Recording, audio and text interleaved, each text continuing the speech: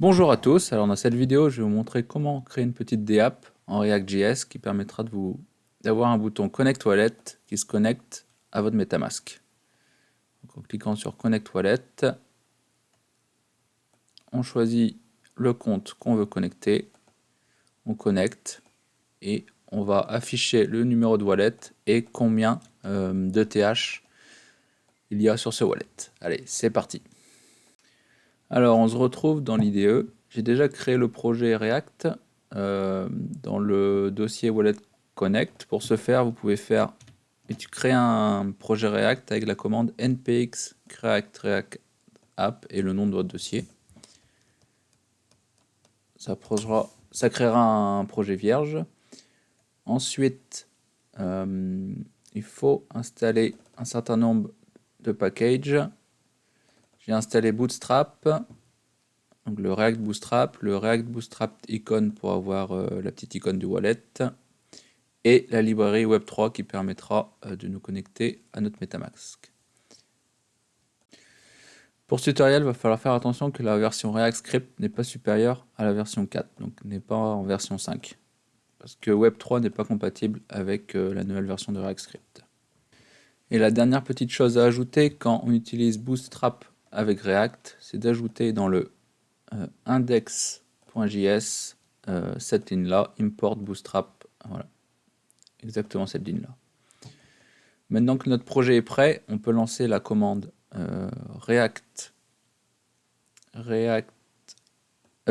npm run start qui va lancer un petit serveur. Voilà, on se trouve sur un petit serveur. J'ai aussi déjà modifié le app.js. Voilà. J'ai importé les librairies qu'il faut. Donc Web3, React Bootstrap Icon. Et j'ai juste modifié la DApp pour afficher un bouton Connect Wallet qui ne fait rien pour l'instant. Voilà, on va pouvoir attaquer le code. J'ai préparé des variables dans le state, donc Web3, current account, ETH balance et network ID. Donc le Web3, ça serait une instance de la librairie Web3. Le current account, ça sera le wallet connecté, le nombre d'ETH et sur quelle blockchain on se trouve. On va découper le code comme il suit en 3 fonctions. Une fonction qui gérera la connexion et 2 fonctions qui retournent juste une vue, donc du code HTML. Donc la première renverra le bouton Connect Wallet si on n'est pas connecté, et la deuxième, donc toutes les infos du wallet si on est connecté. Donc au niveau de ça, on va envoyer le code ici du bouton sur cette fonction. On va faire un return comme ça du bouton, et si on appelle cette fonction ici, Connect Wallet Button, donc il faut bien renseigner le this pour accéder à la fonction de cette classe. Si j'actualise, ça devrait être pareil. Voilà, on a bien un bouton Connect Wallet. Donc qu'est-ce qu'on va faire? On va, dans le onClick, appeler cette fonction. Pour ce faire, on va faire onClick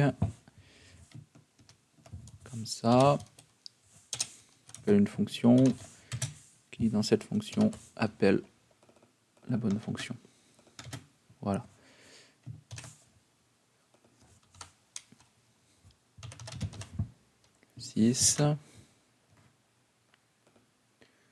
Dans cette fonction, pour l'instant, on va juste faire un console.log de OK. Je vais voir si ça fonctionne.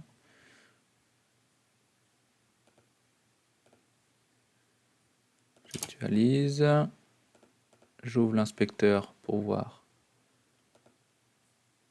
si j'ai bien mon OK qui s'affiche.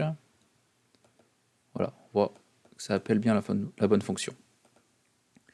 Alors maintenant, à cette fonction, on va faire tout le code pour récupérer donc, le wallet de MetaMask et donc connecter à notre application un wallet MetaMask. Pour commencer, pour tout ce qui sera dans cette fonction, on va utiliser un try-catch pour récupérer les erreurs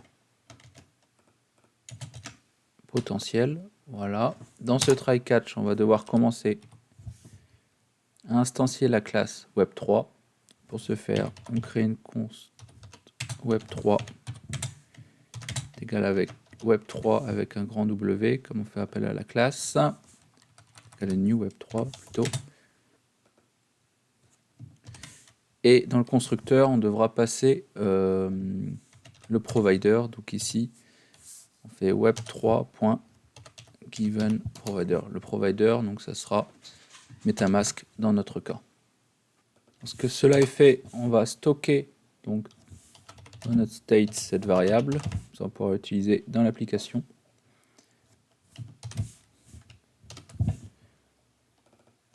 Ok, web3 correspond à web3. Donc voilà. Ensuite, on peut récupérer donc les comptes connectés à l'application en utilisant l'API Web3. On va récupérer les comptes account. Une fonction asynchrone, donc on utilise await web3.eth.requestAccount. Voilà, donc ça va nous renvoyer un tableau de comptes, donc de wallet MetaMask qui sont connectés à notre application. Ici, il n'y a rien de connecté, ça va ouvrir MetaMask et nous demander de connecter un compte. Ce qu'on peut faire à cette étape-là, c'est loguer ce qu'il se passe pour voir si ça fonctionne. Donc on fait un console log de account. Voilà, on va tester. On actualise la page. En cliquant ici, il y a une fonction, this the state is not a function. Ah, c'est pas this the state, c'est this the set state plutôt. Voilà. J'actualise. En cliquant ici, on voit que ça ouvre bien MetaMask. Comme il n'y a pas de compte déjà connecté à notre application, on choisit un compte. On choisit celui-là. On fait Next. Et voilà, on voit que ça nous renvoie bien donc l'adresse du wallet connecté à l'application. Maintenant qu'on a réussi à connecter notre wallet, on va pouvoir continuer le code ici. Donc on va tester si on trouve bien donc un tableau de count. Donc on va tester si le tableau est différent de 0. Donc la taille du tableau est différente de 0.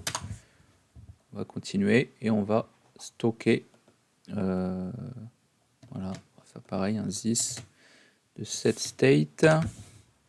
On va stocker dans la variable current account le premier élément de ce tableau. Donc pour afficher les infos du wallet sur la page, au niveau de la fonction qui va retourner donc ce code HTML, on va faire un return. On va créer une div.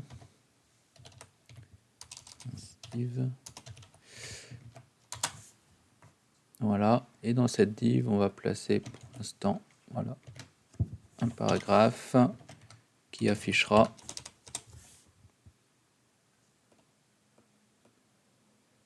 donc le wallet.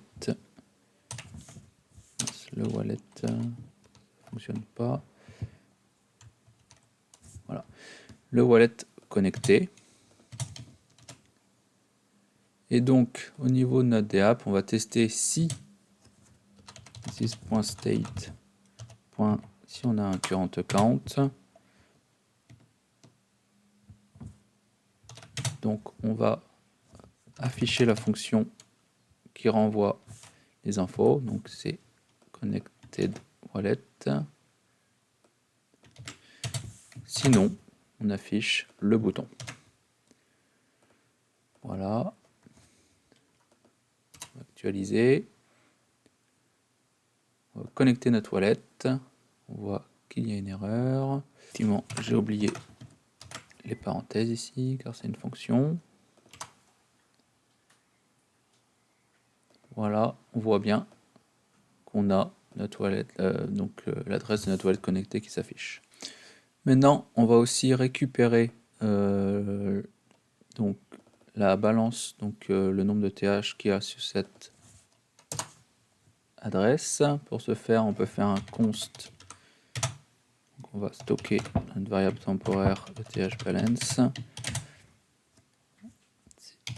Await, on va utiliser la fonction web3.eth.get balance et on lui passe donc le count en question. Ici, ça sera le premier élément du tableau.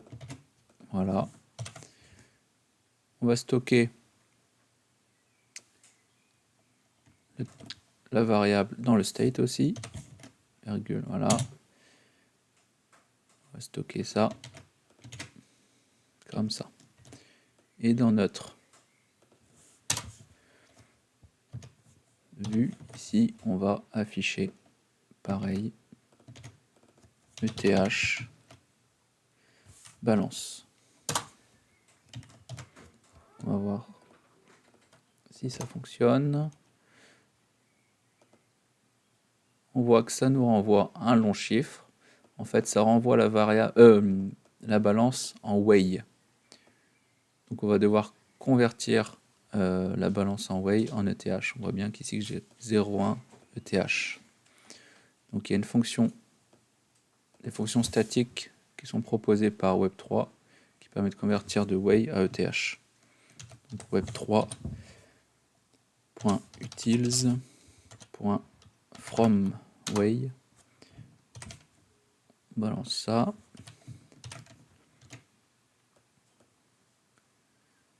On va rajouter ETH. Voilà. On reteste et on voit bien que ça nous renvoie 0.1 ETH. Donc on a bien réussi à connecter notre wallet à notre DApp. On peut interagir maintenant via notre wallet à des smart contracts sur notre application. Ce qu'on voudrait, c'est quand on actualise la page et qu'il y a déjà un wallet connecté, que ça ne nous mette pas le bouton connecté, mais directement les infos du wallet connecté. Donc pour ce faire, on va dans la fonction React du component lorsque le composant a été monté. J'appelle cette fonction. 10. Voilà. Voilà, on voit bien que quand on actualise la page et qu'il y a déjà un wallet connecté, autorisé à se connecter à sa DApp, on affiche bien la bonne vue. Une petite dernière chose, donc on voit qu'on peut récupérer le network ID, donc l'ID de la blockchain utilisée. Pour ce faire, il faut faire un... Donc on va stocker dans une variable intermédiaire. Pareil. On va utiliser les fonctions proposées par les librairies Web3. Donc c'est là. Voilà, await. Voilà, donc c'est cette fonction-là, web3.eth.net.getID. Ici, pareil, on stocke dans le state et on peut afficher sur notre vue notre network ID. ID blockchain. Petit point. On va tester. Et on voit bien que ça nous retourne donc l'ID de la blockchain. Ici, je suis sur la blockchain Kovan, dans la blockchain de test ETH, qui a l'ID 42. Voilà, c'est tout. Maintenant, vous pouvez connecter votre wallet à votre application React. Vous pouvez trouver tout le code que nous avons fait dans la vidéo sur l'article correspondant qui est disponible sur mon site. À bientôt.